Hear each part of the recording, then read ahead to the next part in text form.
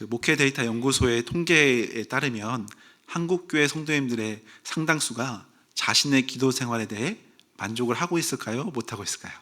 네, 못하고 있다고 나왔습니다. 한 조사에서는 성도님들이 약 40% 이상이 기도하고 싶지만 어떻게 해야 할지 모르거나 바빠서 기도를 거르게 된다라고 답변을 했습니다. 또한 하루 평균 기도 시간이 10분에서 20분 내외에 불과하다는 통계가 적지 않았습니다. 네. 여러분의 기도 생활은 요즘 어떠신가요? 저희 교회도 어떻게 보면은 예배 시간마다 아직 인원이 엄청나게 많이 나오는 건 아니지만 새벽 기도 또 금요 기도를 쉼없이 드리는 이유는 바로 기도가 너무나 중요하기 때문입니다.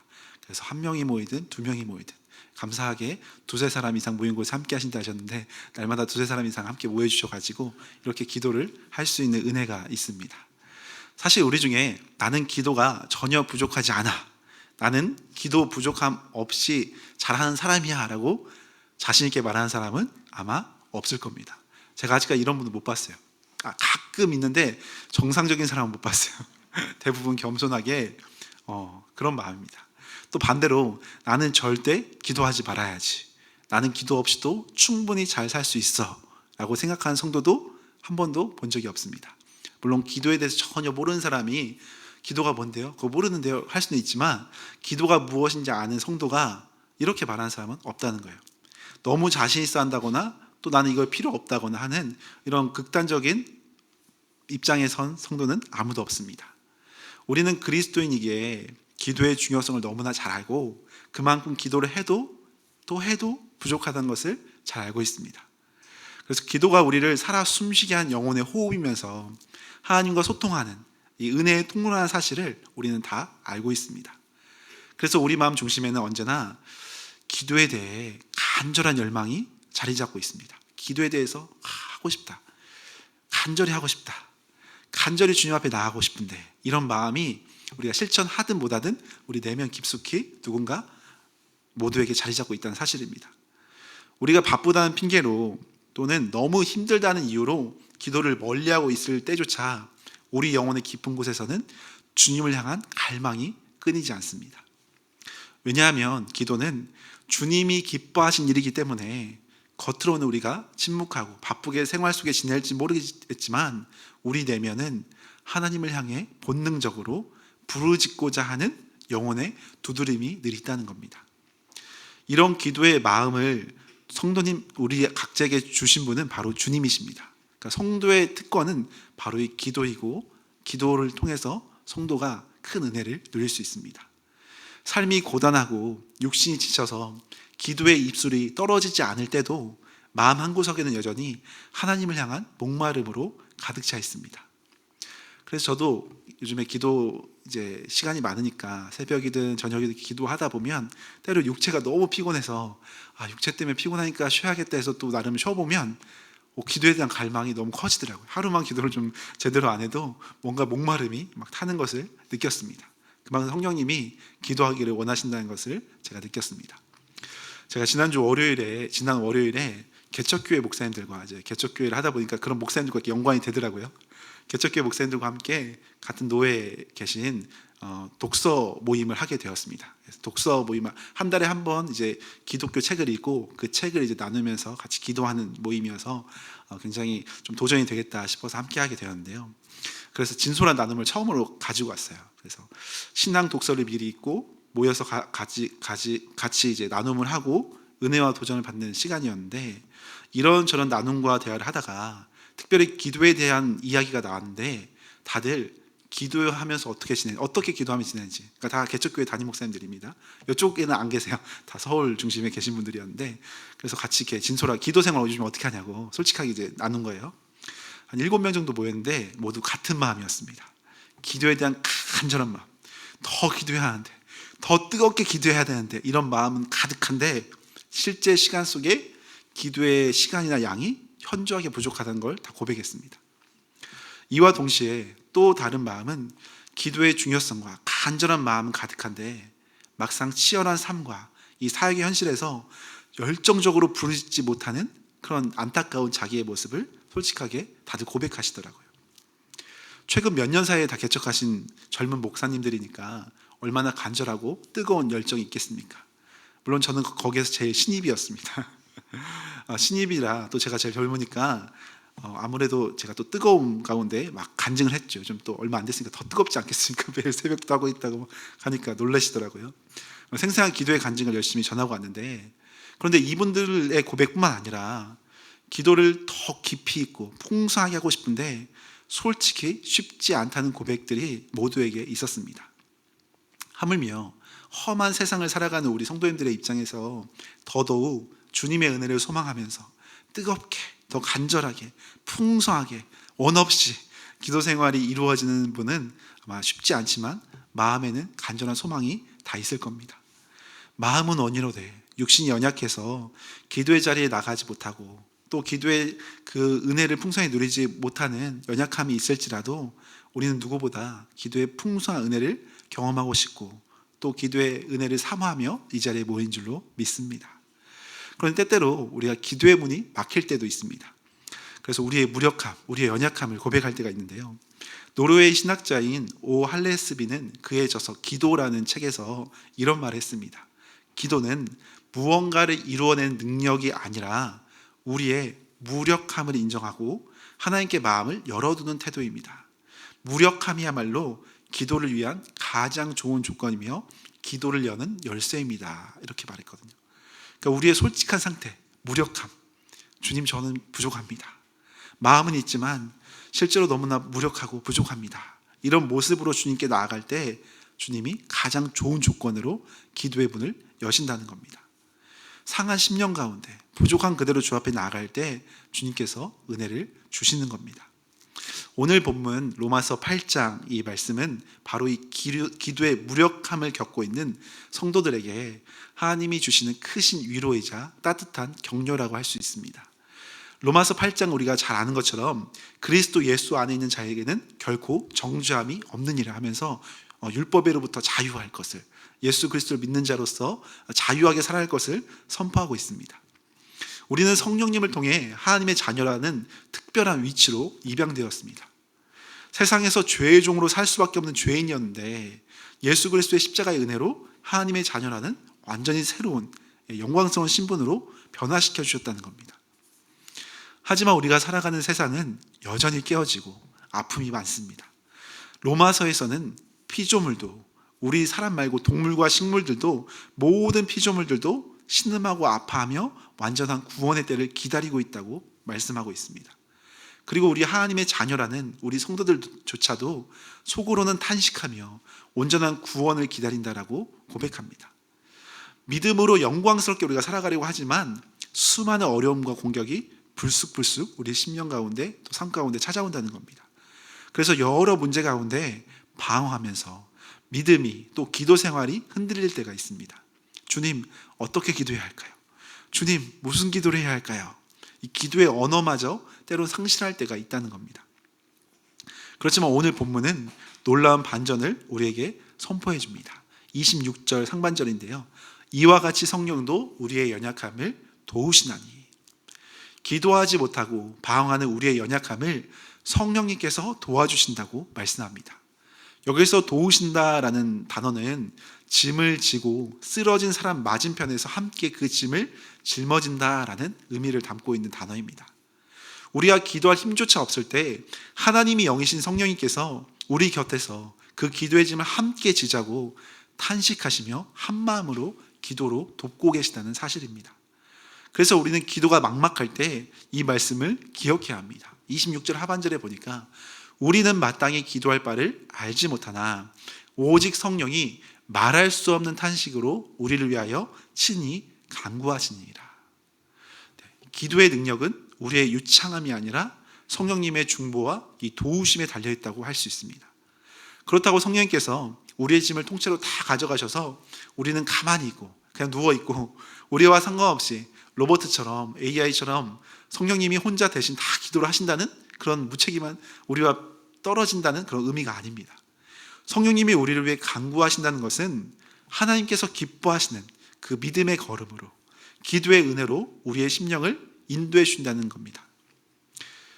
종교개혁자 존 칼빈은 성령님을 가리켜서 내적 교사라고 불렀습니다. 우리 심령에 있는 교사. 그리고 이런 말을 합니다.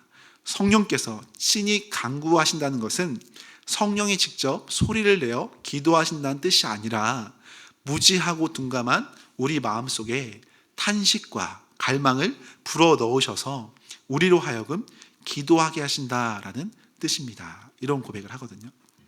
즉 성령의 탄식은 우리를 배제한 채 성령님이 일방적으로 드리는 기도가 아니라 우리의 마음을 움직이시고 기도의 자리로 이끌어 가시는 성령님의 은혜의 사역이라고 우리가 생각할 수 있습니다.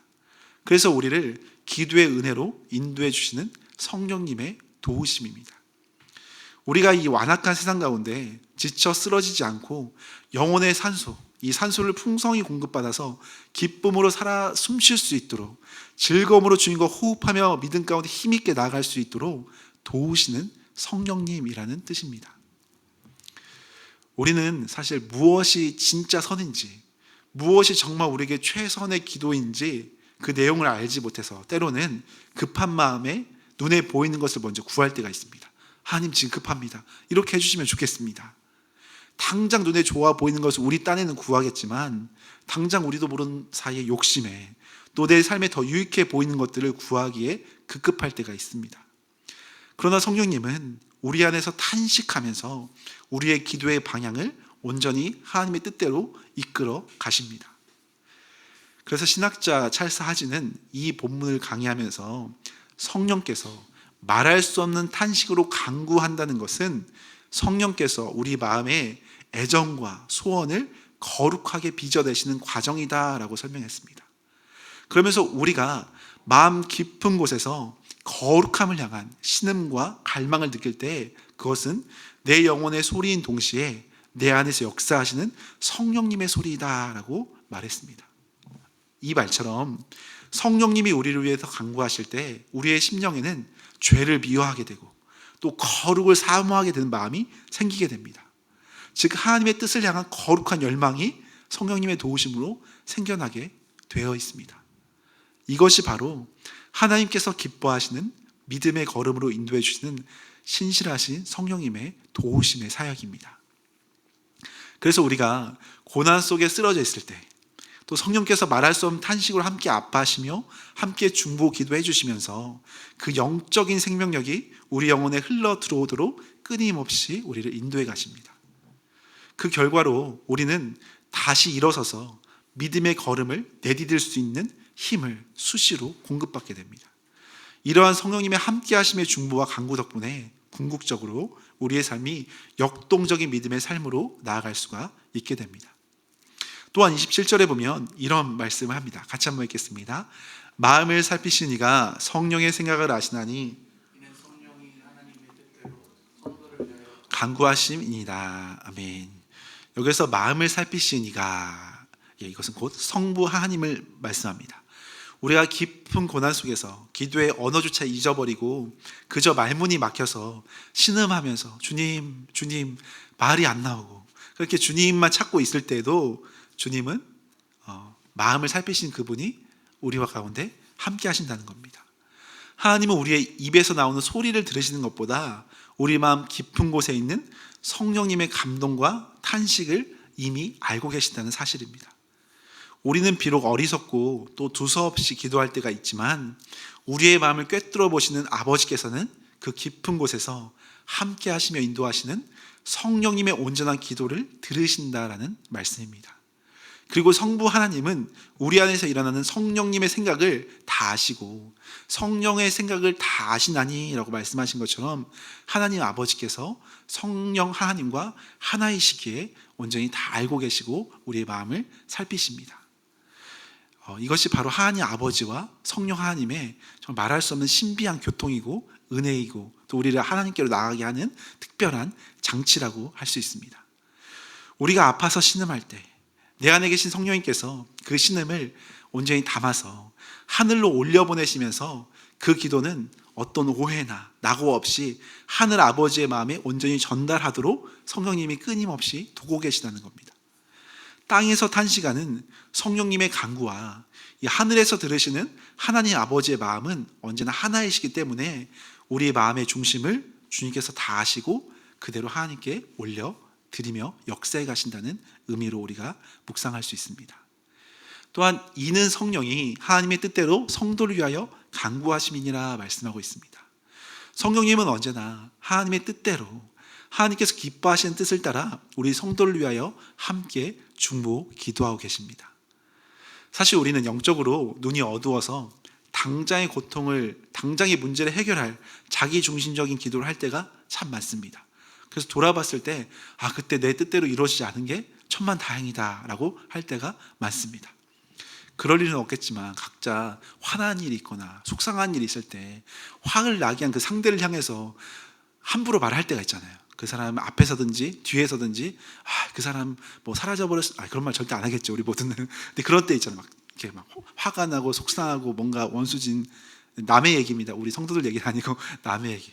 그리고 만약에 우리 고백대로, 우리 강구대로 그렇게 된다면 아찔할 때가 사실 많습니다. 그러나 성령님은 우리의 그런 근시안적인 기도를 그대로 올리지 않으시고 우리 영혼의 거룩함과 구원의 완성을 향한 기도로 변화시키셔서 올리신다는 사실입니다.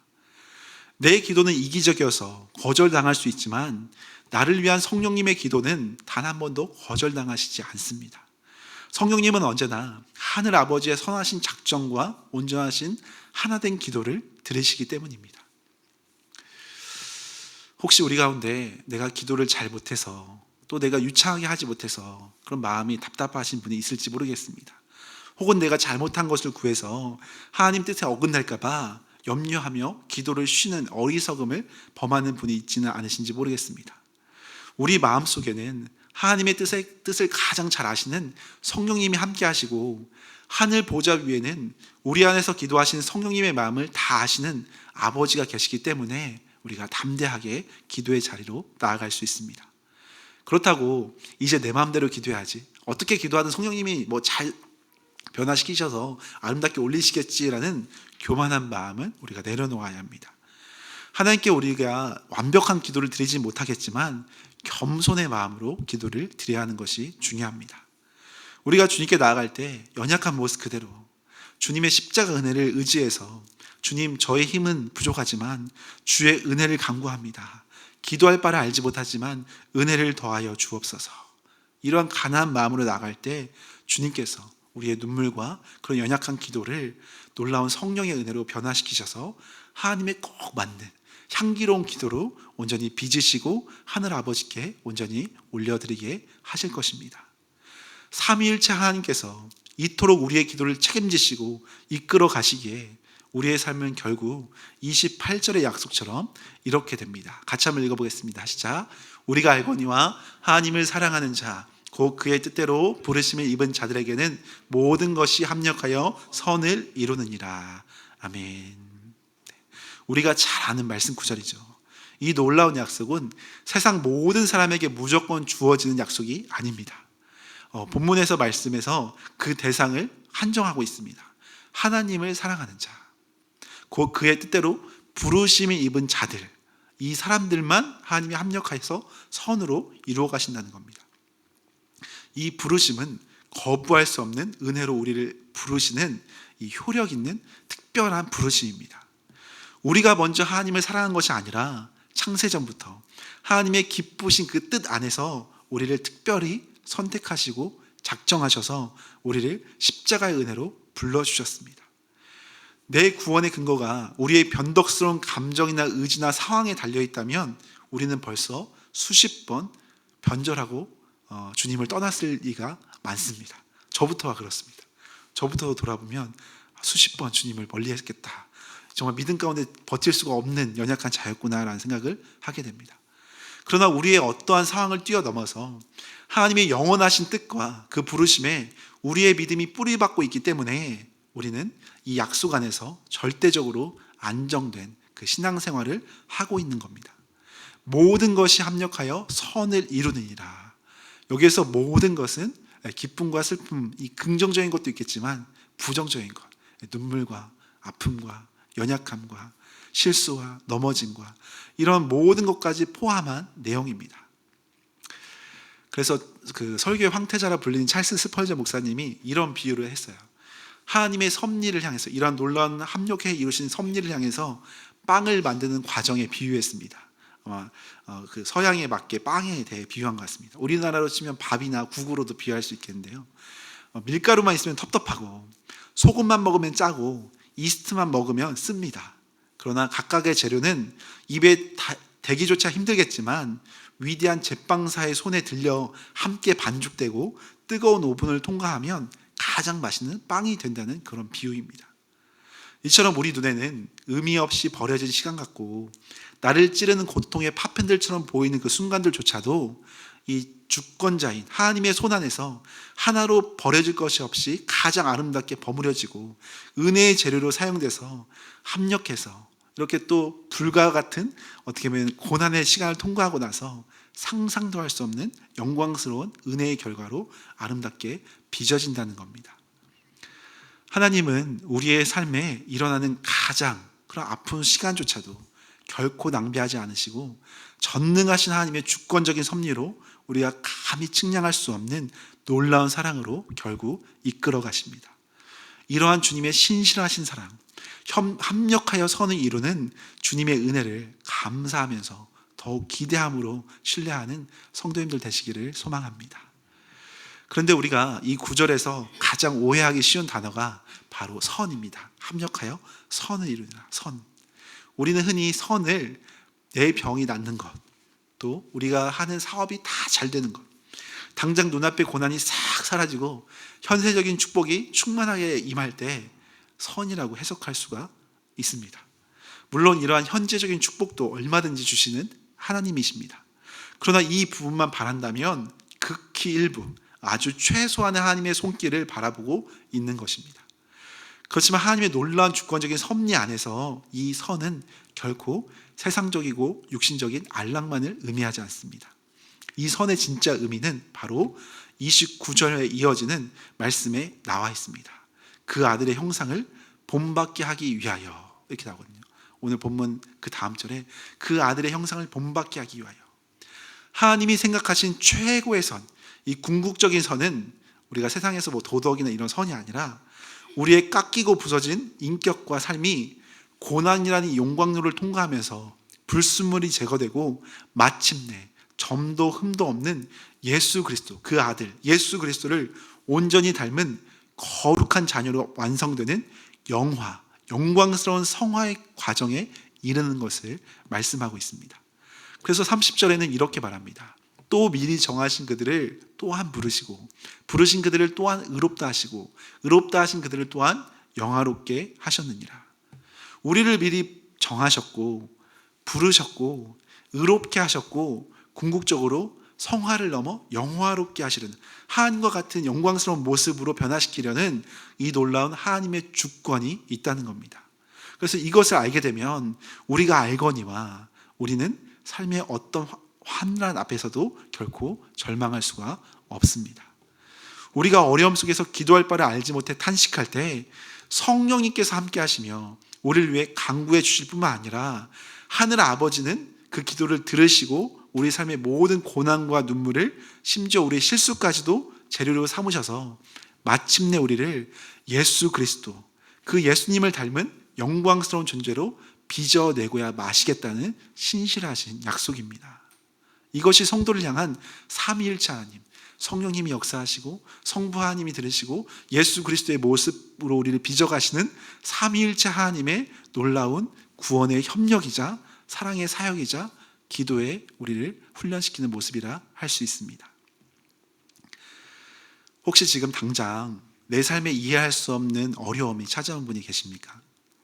내 뜻대로 응답되지 않는 기도 제목 때문에 마음이 힘든 분이 있을지 모르겠습니다. 그럴 때마다 우리가 두려워하지 말고 이러한 삼위일체 하나님의 선하심을 기대하면서 감사함으로 끝까지 기도하시기를 바랍니다.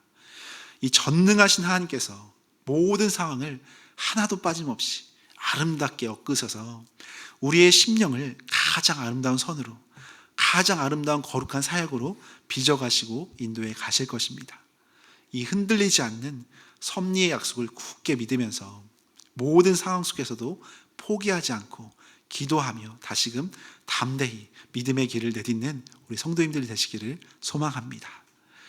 말씀을 마무리하겠습니다. 사랑하는 여러분, 기도를 포기하고 싶을 만큼 지쳐있는 분이 있을지 모르겠습니다. 그래도 괜찮습니다.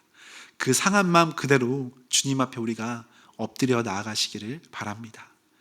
내가 기도할 수 없는 그때가 바로 성령님이 가장 뜨겁게 나를 위해 탄식하시며 기도하고 계시는 순간이기 때문입니다.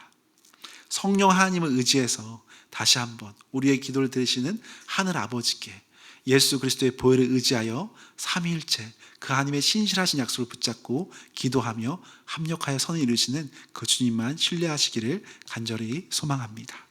함께 찬양하며 기도의 자리로 갈 텐데요, 우리가 잘 아는 찬양입니다. 당신이 지쳐서 기도할 수 없고 눈물이 빗물처럼 흘러내릴 때도 주님은 다 아십니다. 우리의 연약함, 아픔을 다 아시고 우리를 위해 기도하십니다.